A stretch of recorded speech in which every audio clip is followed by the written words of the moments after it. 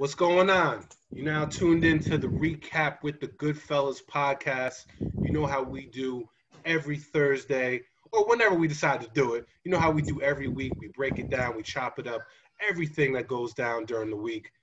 It's your boy Tommy Guns alongside my man DJ Big A. Yeah. Got my man Karev, Heritage Hip Hop in the building. Salute. And a special happy birthday shout out to my man Sean Montana. Thank you, brother. What's going on, man? Thank you. Thank you all, man. So you know it's real. When we doing a podcast on your birthday, that's how you know it's real. Word. Bro, I'm in my room in Atlantic City doing the podcast, bro. Yo, we see the gold chain, son. You stunting on your birthday. Yeah, you already know. Word. My daughter popped this one yesterday. I had to go get it fixed. Yo, that's why you Sean Montana, brother. All right. Shout out to everybody tuned in right now, whether you're tuned in through Facebook, Instagram, YouTube, however you watching us right now, we appreciate y'all. Special shout out to my man Dav Noble and the Collective Perspective Media. On vacay right now, you'll see him next week. And man, yo, we need to just jump right into it because as usual, in a week, man, a whole lot of craziness been going down. We're talking about from music to politics. Man, it's been a crazy week, man. So, GoodFellaz, we here with y'all. We breaking it down. And the first topic, obviously, is the recent verdict of the Breonna Taylor case and situation that went down. And let's be honest, can any of us say that we're really surprised with the verdict and the fact that they're not charging any of the cops, except for one, on some unrelated BS? Are we really surprised? Nah, unfortunately, I was hoping for the best based on the civil verdict. The civil verdict ruled against the police, but this is where the law is hard to interpret because just like in the OJ case, in the main trial, OJ was found innocent, but then the family of his slain wife was able to find him guilty in a civil suit. So in the same thing, Breonna Taylor's family won the civil court battle, which was weird because normally the civil comes after.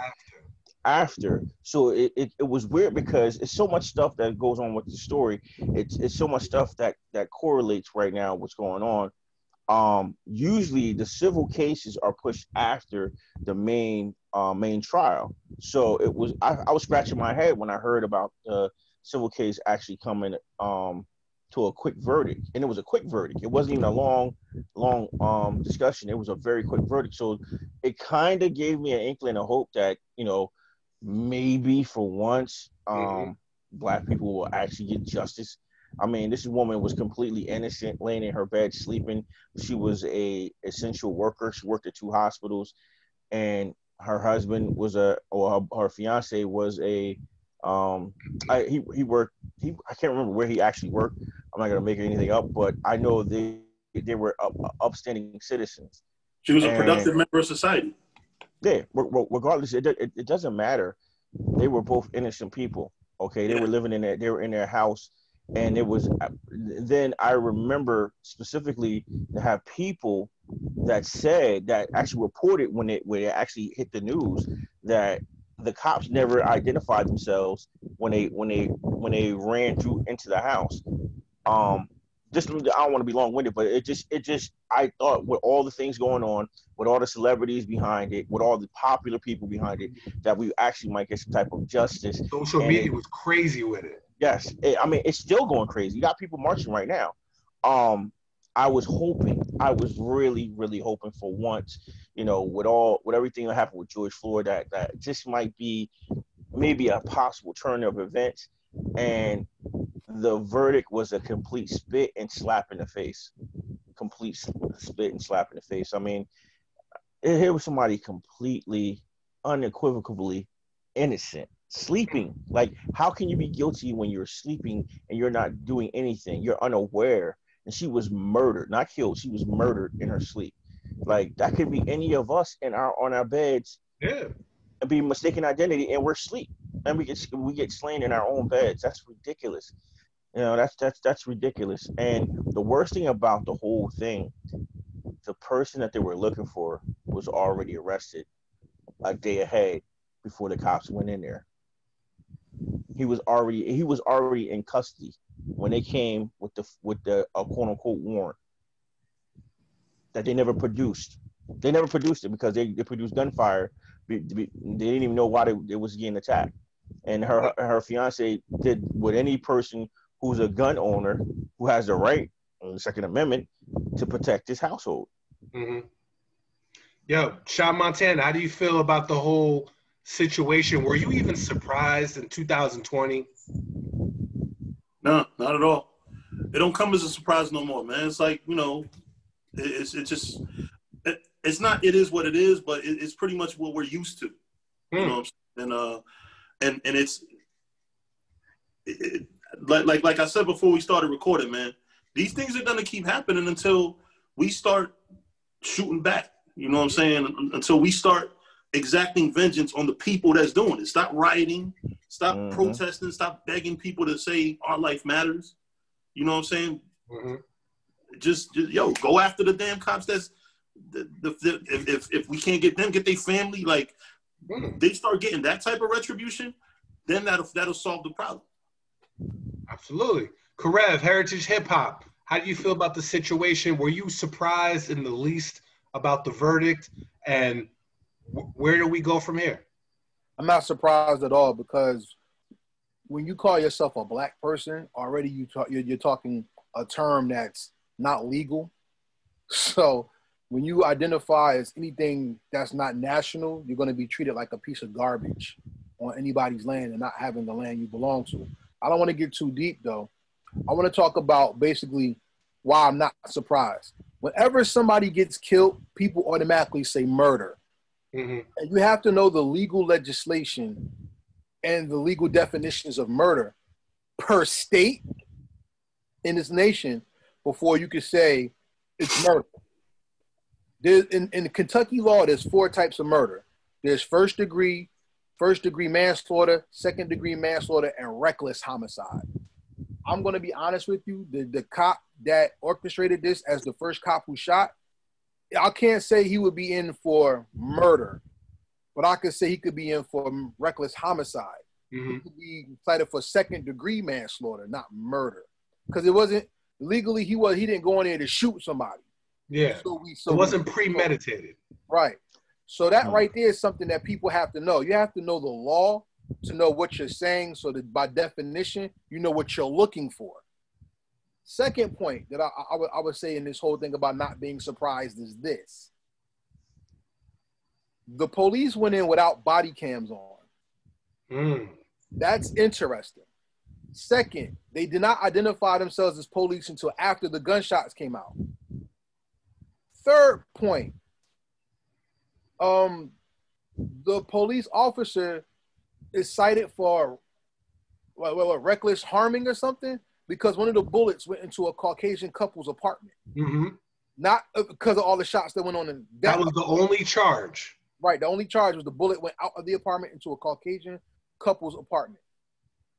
And the fourth thing that really bothers me the most, if the police weren't guilty, why did they try to blackmail the boyfriend to get him to turn on Breonna Taylor to make her look bad? Why were they in the press saying, if you say that she was selling drugs, you know, then we'll let you get off and excuse you from shooting the shot? He said, no, why would I do that? I'm not doing that. You're trying to cover up what you messed up. Yeah. And that right there is what I think I didn't learn from, or didn't expect something different. But the youth of today, I think this case taught them the even darker picture of what happened with George Floyd, rest in peace. It taught them that even when you do things the right way and you're going into legislation, law, rules, the game is so much darker than what you've been told. And the simple fact that they made a post saying that this was the same day in history where these men got off that Emmett Till's murderers got off. That was murder. That was premeditated first degree murder. That was murder, yeah. Now that they got off the same way and nothing happened, and even that bitch who was married to that man who died, who killed Emmett Till, she on her deathbed going to say all of that never happened. She just went with it. That was her husband. We got people who are now going to take to their graves on this generation right now. The homicide, I'm not going to say murder, I'm going to say the homicide of a young lady who did nothing but went to work, came home to the man she loved, and went to sleep. Kind of reminds me of Fred Hampton's murder by COINTELPRO by the police in Chicago.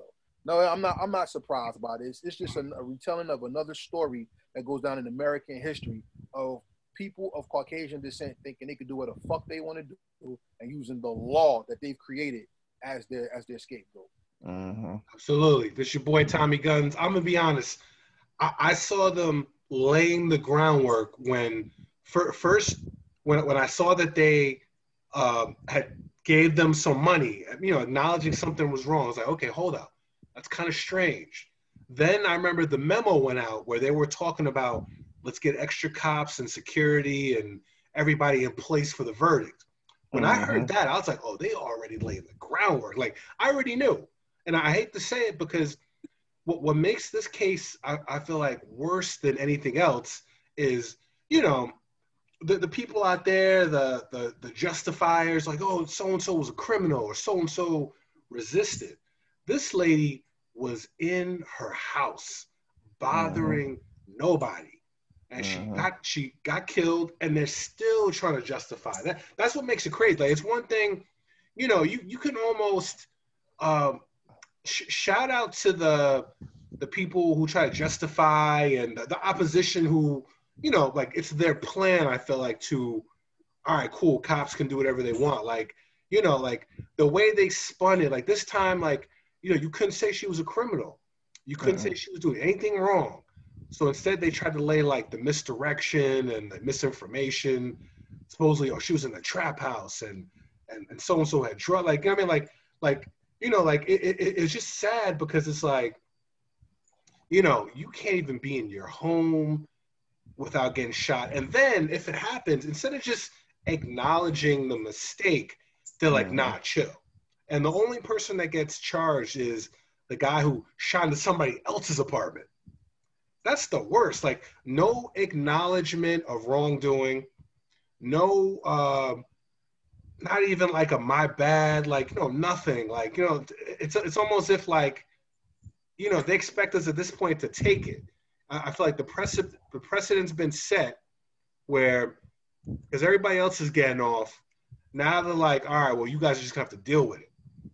And that's just what makes it sad, because this was the case that, and I feel like social media took this case and they wouldn't let it go. I mean, even after, George Floyd, a lot of other people, when those verdicts, those situations were dealt with, I feel like Breonna Taylor was the one that wasn't as up in the news, but people on social media, because it was so impactful to so many people, they kept it out in the forefront. And then just to see it like end up like this, I'm just like, man, it's like they're really saying we don't care at this point. Shout out to the sports franchises like the WNBA and the NBA, as you said, who took charge of it and kept it out there. But before we even veer off, the gentleman who was shot in the back in Los Angeles, those police officers got off as well. Yeah. So that happened right under the radar of this case. You know what I'm saying? Yeah. And it's sad to say that during an election year, Joe Biden says, yes, this is a bad thing, but we can't answer with violence, yet violence happened. And then you have Donald Trump saying, I've done more for the black community besides maybe Abraham Lincoln, so whatever. I always hear the most disrespected person in America is the black woman. I have to disagree. The most disrespected persons in America are the children, because we're not going to disassociate what the woman's worth is. Because I believe if we really ran the deeds of America, I feel women of color are owed more money than anybody else because they took care of their children, household, slave masters' children, the economy. They deserve a lot. But I think in the way I'm looking at this, not to take it from them, as much as the man and the woman struggle, we're giving this world to our children to inherit. What type of hope are we giving them when we tell them, yeah, a black man is president, you can be the president? Yeah. You're also showing them a black man can get his knee put on his neck, and now a black girl, a little girl, can grow up and serve the community and still get shot in her own home. Absolutely. America the beautiful. And no justice to be served at all, no matter how innocent you are. This is why this case stuck out the most. These people were completely blameless. Mm-hmm. They were a product of society that people say they want people to be upstanding citizens. These were upstanding citizens. They lived in a house. They didn't live in an apartment. They lived in a house. So for them to be murdered in their own home, it's like the American. Where is the American dream now? Where like, are you safe? Yeah, exactly.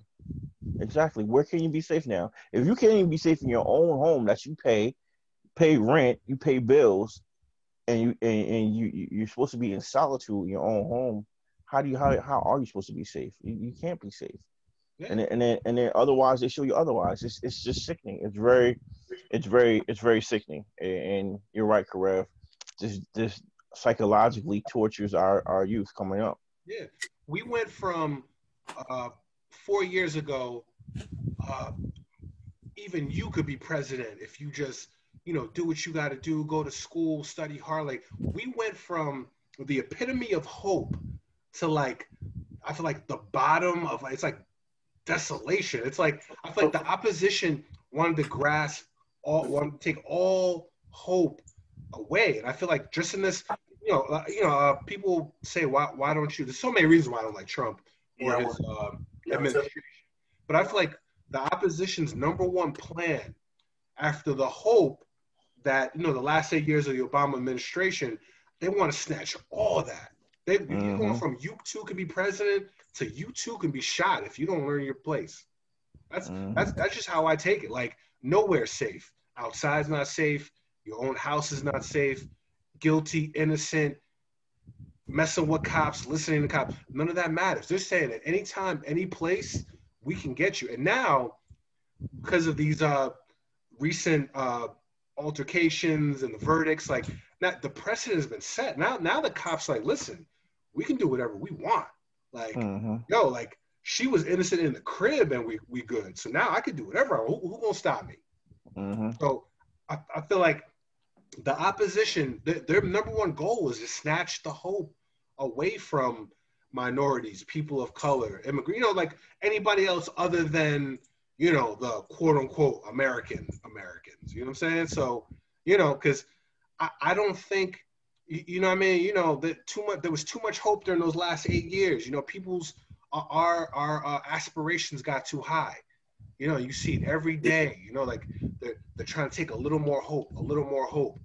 Oh, and I feel like to go to Karev's point with the kids, like, the kids are taking it the worst because now they're getting confused. They went from, wait, I could be president to, man, I ain't shit. Like, this is in their mental whether they know it or not. And that's the saddest part of it. So I definitely agree with Karev. In a matter of 4 years, and I'm sorry, bro. In a matter of 4 years, we went from having high hopes to being hopeless. I mean, people are saying defund the police. I say don't defund the police. What I say is, instead of the taxpayers paying what they paid out to Breonna Taylor's family, let it come from the police pensions. Make sure that that $12 million comes from their pensions. I guarantee you, or anything that their kids or their families get provided for, they'll think twice about killing people if it's coming directly out of their pockets. If it's coming directly out of their pockets, not the taxpayer. Because in actuality, it was the people of that city, their taxpaying dollars, that paid off the civil suit.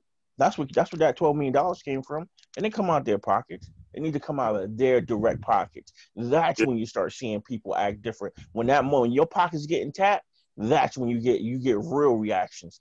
Just like the mob. When the mob shake down people, what happens? They start acting how the mob wants them to act. So you treat the cops like the mob treat people.